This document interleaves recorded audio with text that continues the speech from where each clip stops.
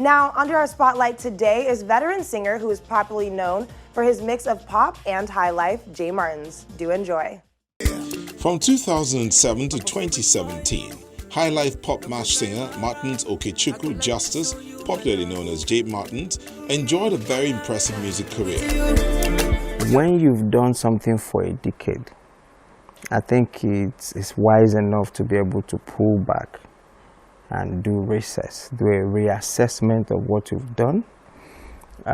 Try to find out what were the things that gave you the successes you had, what were the areas you made mistakes, because you cannot deny that there were no areas where you made mistakes and there were no areas where you scored good goals. So you look at both ends, and then in going forward you think of you have to plan.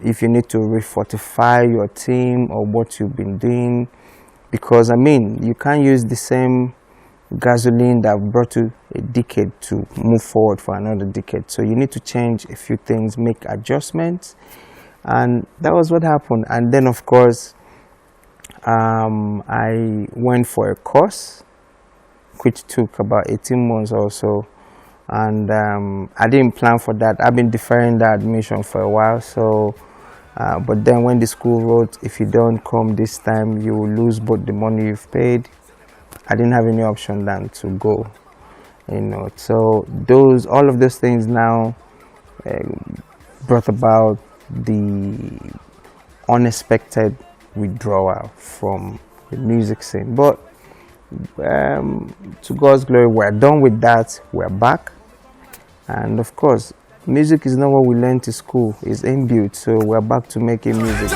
Today, Nigeria's Afrobeat has gained international prominence, with artists like Burna Boy, Davido, Tiwa Savage and others sharing the biggest music platforms with the global industry giants. J.Martins feels particularly proud. He sees it as a result of the relentless efforts of even the artists that have gone before them. In his own case, he seeks to strengthen Nigeria's music on the African front with collaborations with a good number of other non-Nigerian African superstars, including Fally Ipupa, DJ Arafat, Youssou N'Dour and many others. Amazingly, this is something we had expected to happen long before now. And if you recall, just like in the Western world, there are record labels, they have structures. But here, you don't have anyone supporting you. Just like when we all started music, it's even good now you find parents who would want to encourage their children. They can pay for videos for you, sponsor you. In our own time, it wasn't like that. When you ask a Whiskey, they will tell you how he was sleeping in the studio making songs. Ask a Burna Boy, everyone has a story to tell. So I'm very proud of everybody who has been able to play a major role on the global scene and the music industry as far as Nigeria is concerned. Irrespective of what we're seeing going on in the country, these ones have kept the flag flying. And I'm a huge fan of all of them and I support them. And to every young person who's looking up to them as well too, I would say use these ones as a case study. If you can understand what it is that brought about their successes, they would also tell you there are times where they scored goals, there are times where they missed it. Learn from them, it will help you. Every one of us come from a family, right? And you will agree with me,